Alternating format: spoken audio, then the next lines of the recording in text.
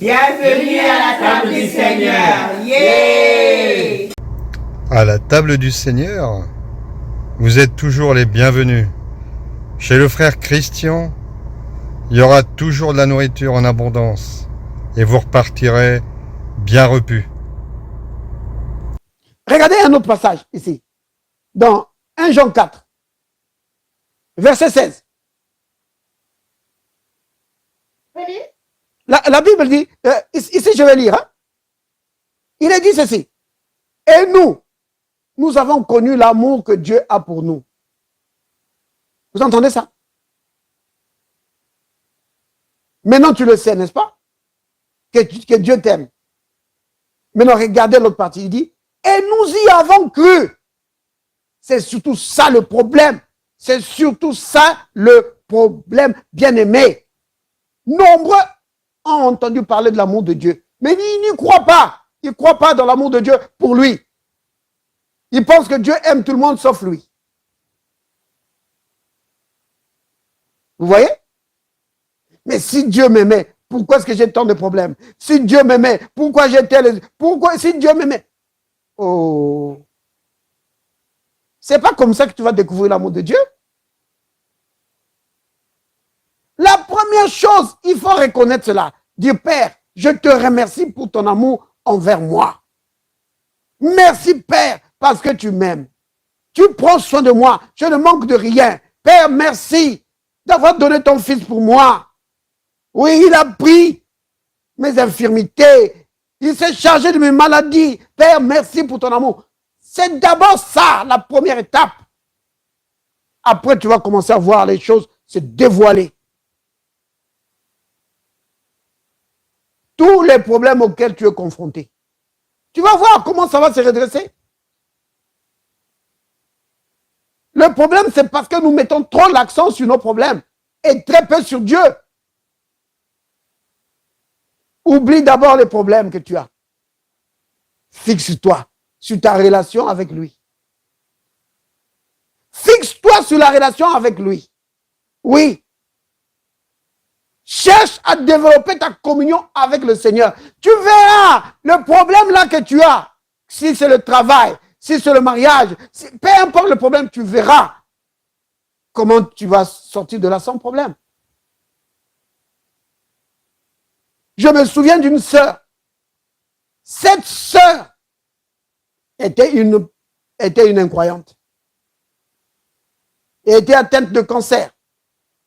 Elle est venue à une réunion. Elle a donné son cœur au Seigneur. Et on a prié pour elle. Elle était guérie de son cancer. Quelques années plus tard, elle était atteinte d'un autre cancer. Elle est venue chez le serviteur de Dieu. Elle a dit, frère, je ne m'inquiète pas du cancer. Je veux seulement retrouver la communion avec lui. Si je retrouve la communion avec lui, je sais que le cancer sera balayé. Et le serviteur de Dieu l'a aidé à retrouver la communion avec le Seigneur. Bien-aimé, le frère n'a même pas prié pour cette sœur. Elle a trouvé sa guérison. Mais beaucoup de gens, on met souvent l'accent sur « il faut que je sois guéri, il faut que mon problème ici soit... il faut la solution à mon problème. » Mais tu oublies Dieu. Bien-aimé, ce qui est important, c'est d'abord la communion avec lui. Tu vas voir que tous les problèmes auxquels tu es confronté, tu vas trouver solution. Parce que rien n'est impossible à Dieu, bien-aimé. Mais pour beaucoup de gens, la communion avec Dieu ne les intéresse pas. Tout ce qui les intéresse, c'est la solution que Dieu donne. Il faut que Dieu arrange mes problèmes. Il faut que Dieu me guérisse. Il faut que Dieu fasse ceci. Mais est-ce que ce Dieu-là, tu ne veux pas d'abord un peu être ami avec lui? Vous comprenez, bien-aimé? Développer la communion avec Dieu, c'est capital. Et ce fils, la raison pour laquelle il s'est éloigné, c'est parce que la communion avec son Père ne lui disait rien. C'est pourquoi il est parti. Tout ce qui l'intéressait, c'était ce que le Père avait, ce que le Père pouvait lui donner. Et beaucoup de chrétiens sont comme ça. Tout ce qui l'intéresse, c'est la bénédiction de Dieu. Oh Dieu, dans mon travail, il faut que tu agisses dans mon travail. Seigneur, donne-moi le travail. Seigneur, fais-moi réussir. Mais la communion avec Dieu, est-ce que ça t'intéresse? Tu veux seulement ses bénédictions et lui-même, tu ne le veux pas? Vous voyez, bien-aimés?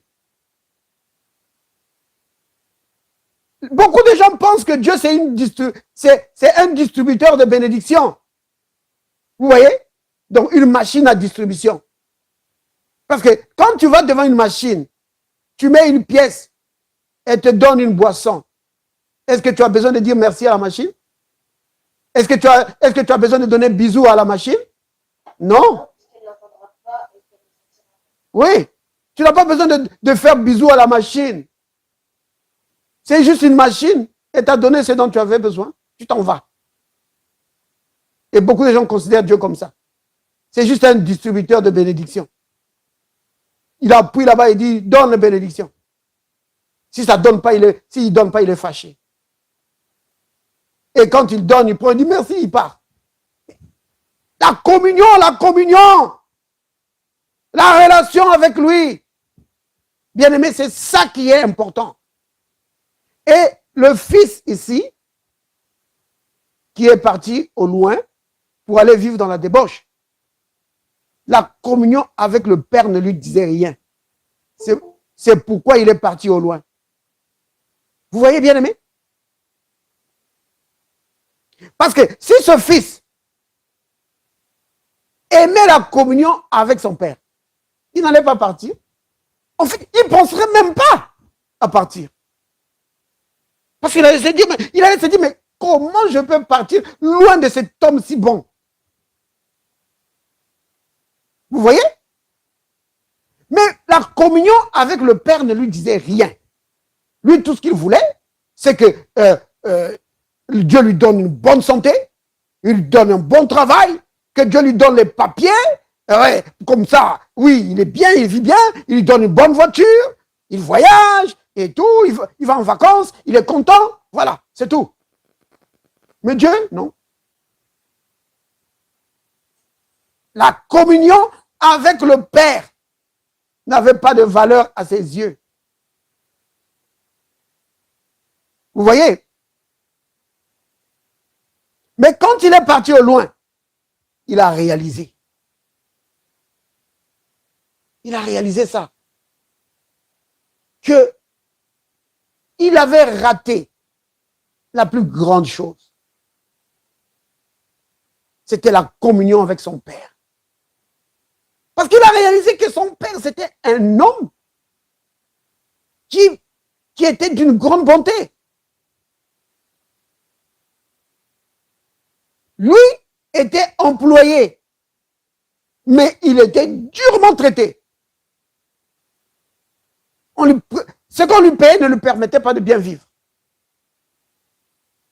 Il vivait mal. Il n'avait pas de quoi manger. Il a dit, oh, chez nous à la maison, mais les esclaves qui sont là, ils vivent bien. Ils sont traités comme les enfants de la maison. Ils ont du pain en abondance. Il a réalisé l'amour de son père. Il a dit, oh là là, comment j'ai pu m'éloigner de ça? Vous voyez, ce fils ne connaissait pas son père.